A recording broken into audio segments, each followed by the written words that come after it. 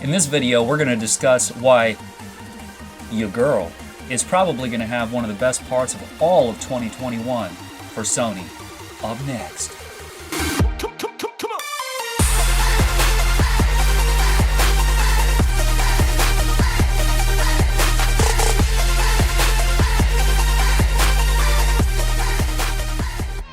At the Sony June showcase in 2020, the emotions, interest, and intrigue were running very, very high.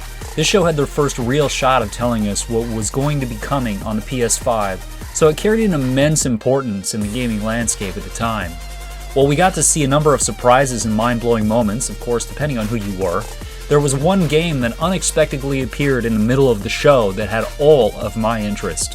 Kena: Bridge of Spirits. It had this incredible flair in cinematic production and immense heart, like a Disney film mixed with all of the action and intrigue of The Legend of Zelda. Combining those two together is, in my opinion, not a bad thing, and in this visual form looked like a masterpiece in motion. It was hard for me to believe this was not only a game coming soon, but one that looked like it had so much to offer. We saw Kena go from heartwarming moments to determination of the heart. Someone I'd like to call Killer Kena.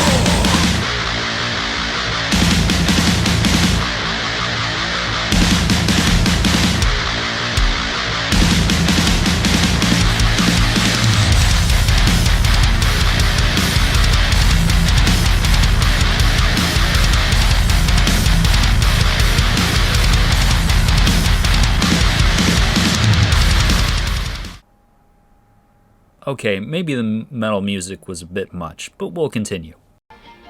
Ember Labs, the creator of this Kena, I was generally unfamiliar with. As a matter of fact, I had never heard of them or anything they had done in the past, so considering what I saw, they had my interest in what they had done pretty clearly. It turns out, if you are not aware, they did something very special previous to the production of this game. In 2016, they released a video titled Majora's Mask: Terrible Fate.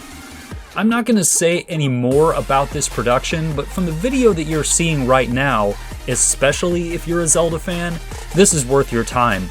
I'm going to be linking this Majora's Mask video of Ember Labs' creation down below. I can tell that these folks are very talented and that the sky's the limit for their efforts, in my view.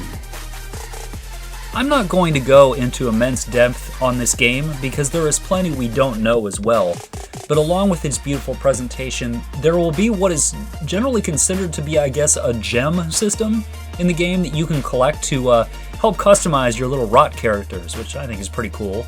The rock characters are the little buddies that Kena works with on our journey. And before you make too many assumptions about this system, I want to make something very, very clear, and that is that this game will have 0 microtransactions, meaning the system in which you get these gems will be because of your efforts only, which I wholeheartedly approve. The little rot characters will not require any diverse micromanagement from anything I've been able to tell, so that will simplify the effort needed to use them to help you, which I certainly prefer. There looks to be about 100 of these little guys to get, so collecting them should be a lot of fun, as well as some pretty involved trophy hunting possibly at times too. The PS5 version of the game will include haptic feedback and triggers, as more as kind of the expected graphical bumps for characters' visual quality, as well as like scenery. At the Sony State of Play in February of 2021, we got a new trailer, which gave us some very nice voice acting, and it greatly furthered the magic of this title by showing us many more scenes ranging from heartfelt moments to combat experiences. Many people had long prophesied that as of the showing of this trailer that we'd find out that Kena was releasing in March, which absolutely was not true. We got some very important release information about this title, settling much of the confusion fans had adorned this beautiful project with. As of the day of the show, and at the time of the filming of this video, Kena is up for pre-order for PlayStation or through the Epic Store. The standard digital version is $39.99 and the digital deluxe is $49.99, which happens to include a digital soundtrack, a special staff for Kena, and a golden skin for the Rot characters.